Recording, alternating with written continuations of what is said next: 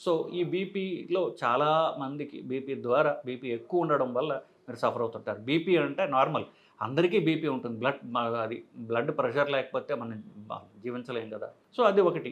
BP అనేది blood pressure, రక్తపోటు ఎందుకు అవసరం అంటే గుండె ఆ ఒక గట్టిగా రక్తాన్ని పంప్ చేసినట్లయితే, గట్టిగా ముందుకు పంపించినట్లయితే ఆ రక్తము శరీరం యొక్క చివరి కొసల వరకు పోయి ఆపాద మస్తకం అంటే తల దగ్గర నుంచి చిటికెన వేలు వరకు శరీరం మొత్తానికి రక్త ప్రసారం అందించాలి.